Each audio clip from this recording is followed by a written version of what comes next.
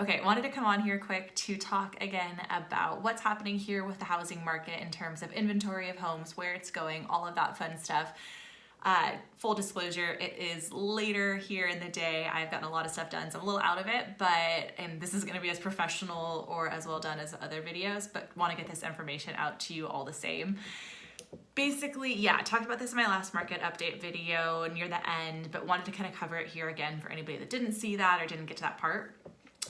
With our market, so where we've been with COVID and everything, is why we see such low inventory on the market right now is when we were hit with the COVID crisis, inventory started to get lower and lower because people that were looking to sell their houses considered not putting their home on the markets. They were, for very understandable reasons, felt it was not the best time to sell their house. The large portion of people who own properties are on the older range, are baby boomers or older, just statistically speaking, and those people are the most affected by COVID. Meaning that they were very hesitant on getting out there and looking at going out there and selling their home, having people coming into their property. And as things went on, that issue got kind of compounded when less properties were being put on the market because sellers didn't want to sell their houses. One, interest rates were made really, really amazing. People that still had their job were excited to go out and buy houses. So any property that was coming on the market, buyers were super excited to buy them up. Less properties are on the market for that reason. And then also because people were, hesitant to sell, all of this is happening. People that were thinking, okay, maybe I will go and sell my house, they're wondering what house are they going to buy? If you sell your house and you want to stay in the Portland metro area or even move to any other market that is dealing with similar circumstances, which are most other markets, sellers are wondering, well, if I sell my house, where am I going to move to too? So kind of created this compounding issue and put us in a circumstance where people, unfortunately, it's just made our housing market really, really competitive. And even in outer areas, even, if you're looking out to other cities around the Portland metro area where I also work, you do see that same issue come out.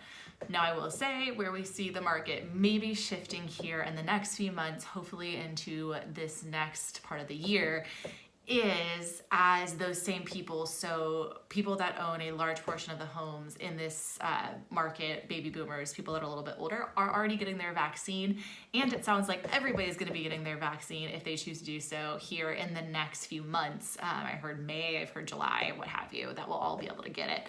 Therefore making people feel more comfortable to sell their home. So hopefully there'll be a large influx of homes to the market when people feel more comfortable to put them on.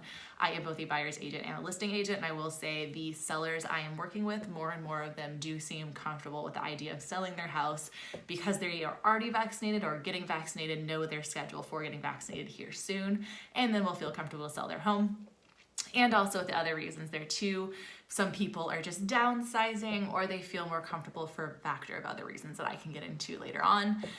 That will lead to more homes coming on the market. Other things I can talk to you about are, this is where I'm talking about, I'm a little out of it because I've already been working all day, but I'll get this information to you. Other ones, I want to talk about are with, investors. So one option too is maybe some people that already own properties that are investment properties may find it easier or advantageous to sell their home because they see that there's just so much opportunity out there to get a good price for their home if they can, get things figured out with renters, all of that. Obviously, there could be an influx of those properties. They're also with one really big one is with people that are in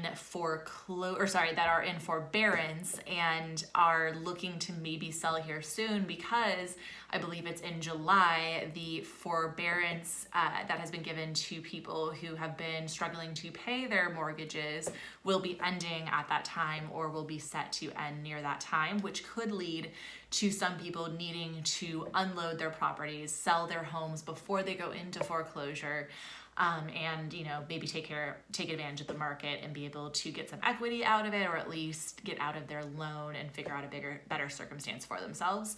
Some people will then ask as a follow-up, does this mean that we're going to have a huge rise in foreclosures to the market? I've talked about this in later videos, and I can send the one to you that most likely there will be some foreclosures, but it's not going to be some huge foreclosure crisis or some boom in foreclosures like you would have seen in 2008. This is a very different financial crisis.